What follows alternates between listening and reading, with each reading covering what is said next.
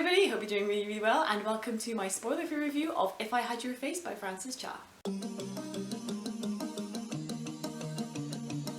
is a book that my sister got me for my birthday and it's definitely not the kind of thing I tend to read. Obviously, you know, I tend to read almost exclusively fantasy and science fiction, but every now and again I sort of branch out into something else, and my sister had got for me this contemporary novel about 4 women who live in Seoul in South Korea, and it's just a sort of small snapshot into their lives with interesting commentaries on the beauty standards in Korea, the way women are treated, classism, sexism, and kind of all those sort of underlying themes that are explored kind of by just looking at the lives of these 4 women who all kind of cross paths with one another. The big synopsis is you follow 4 characters, Anna, Miho, Kiri and Wona, who all live in the same building. Anna is a hairstylist who is mute and she has a sort of unhealthy obsession with a K-pop star. You've got Miho, who is an artist and she's in a sort of precarious relationship with a super rich son of one of Korea's sort of biggest celebrities. Kiri, who is a room salon girl, and Wona, who is married in a sort of loveless marriage and is sort of trying to become pregnant despite the fact that she and her husband can't afford to raise the baby. Like I said, it's a very short snapshot into their lives and sort of progression of how their characters and their relationships with each other will develop.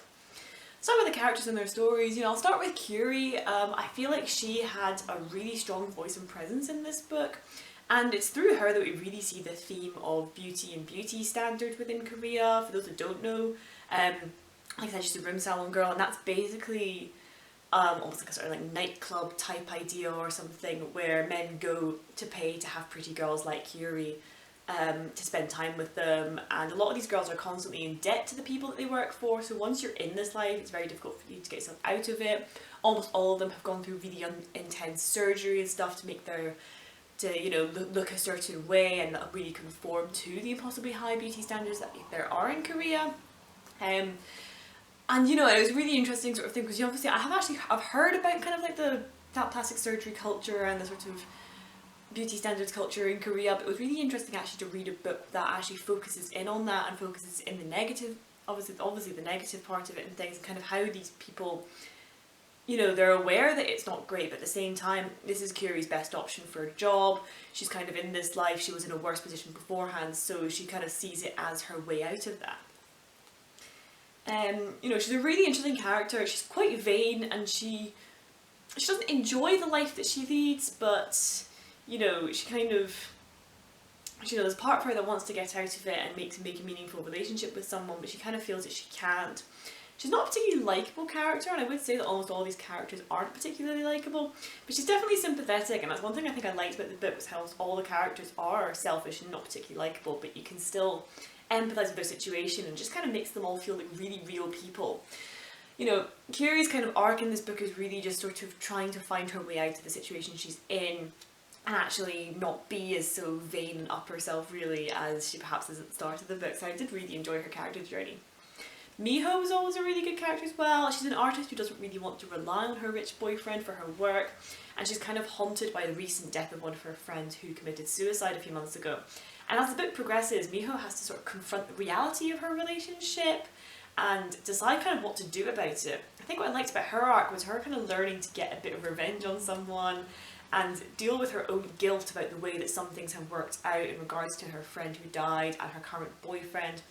And I just really enjoyed her character, maybe just because she's an artist and obviously I really connected with that.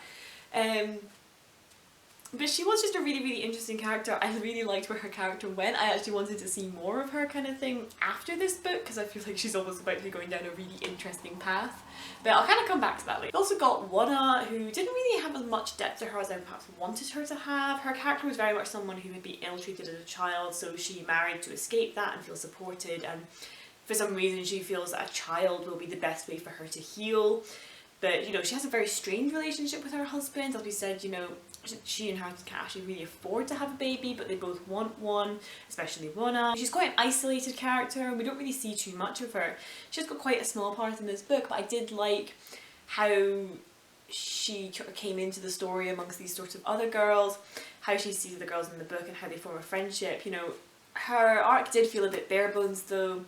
Like, I liked the idea of it, but I really feel I would have liked to spend a little more time with her and discuss her marriage and why she felt she had to marry, why, her actual opinions of her husband. Should she feel guilty for maybe using him or not? You know, I kind of wanted to have a little bit more conversation about the situation that she had basically put herself in, but like maybe why she did that, and you know, why she wants a baby, particularly a girl.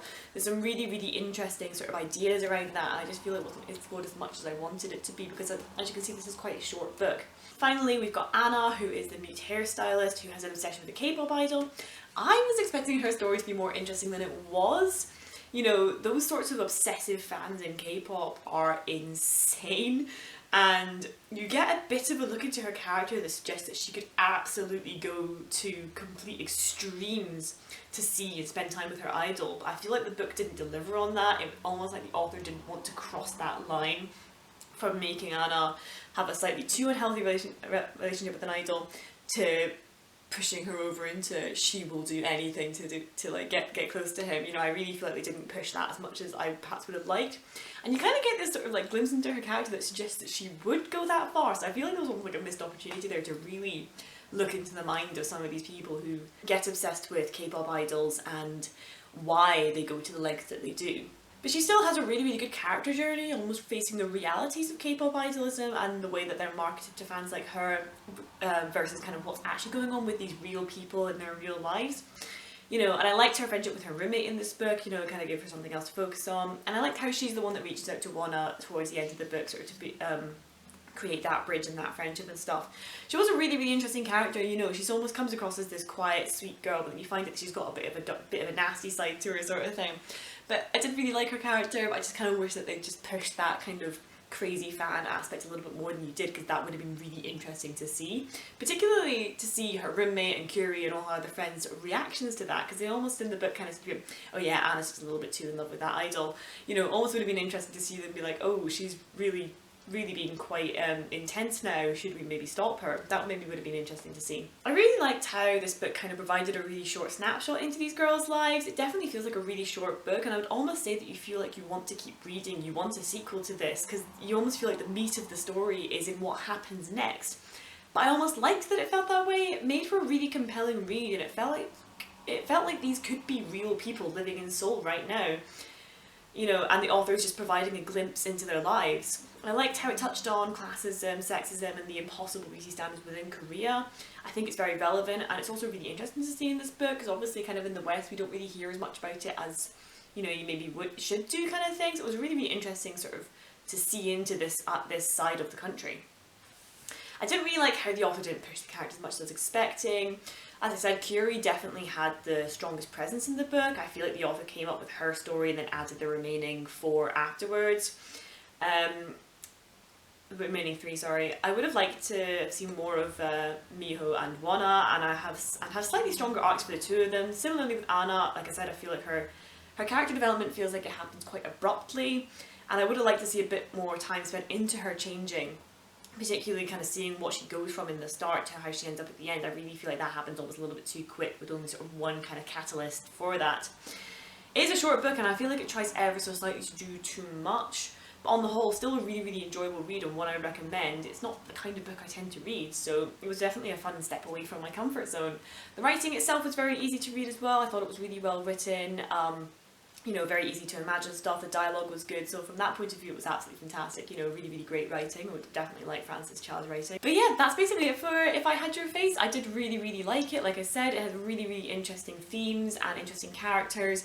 I almost just want a little bit more depth to a few of them, and a little bit more time spent to develop those arcs and those relationships, but on the whole, really, really interesting read, completely different to what I normally read, and I would actually really recommend this if you're looking for something different.